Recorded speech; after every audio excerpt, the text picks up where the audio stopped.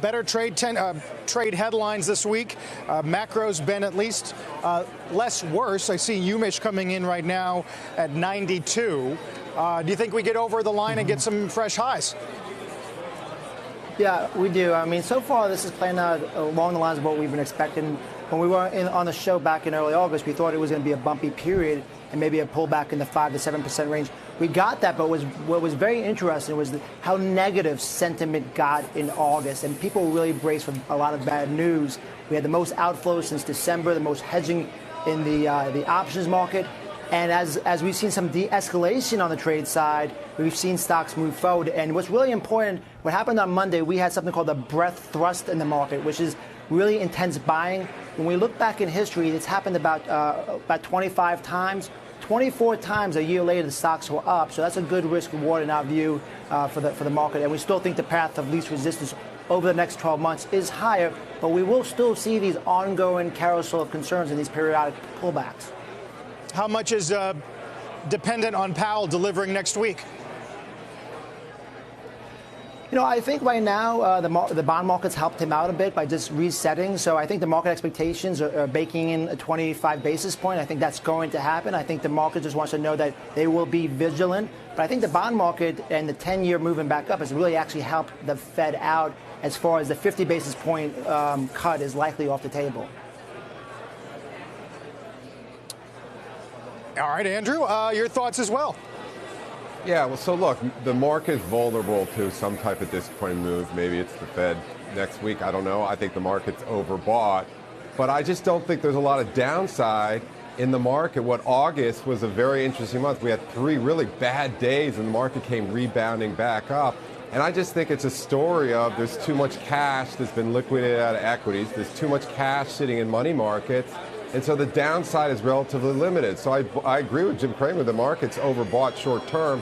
I just don't think bad news is going to lead to much downside. And your other guess is right. There's, the market ultimately will break to the upside. When you have a market that's been in a trading range for a year and a half, there's 2 inevitable outcomes. Number 1 is the bearishness builds.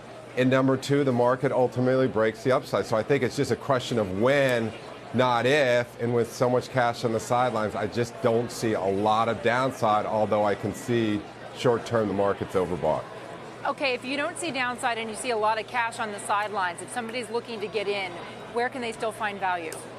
That's the problem is they're not getting the pullbacks that people want to get in, and that's evidence. We had a lot of bad news thrown at the market in August, and not much pullback. I think ultimately we're having a rally in the value stocks, but I think the leadership going into the fourth quarter is going to go back to the growth stocks, and I think those will be the leaders into year end. So value bounds, but I don't think it's a question of growth or value.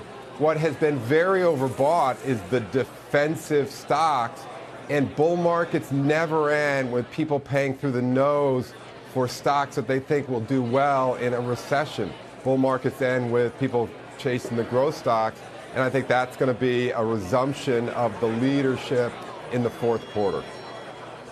Hey, Keith, a lot's been said about the last couple of weeks being largely technical, hedge funds unwinding, bearish positioning, and if it's not met with more than that in terms of the business cycle and profits, that we could top out here once again. What's the danger in that?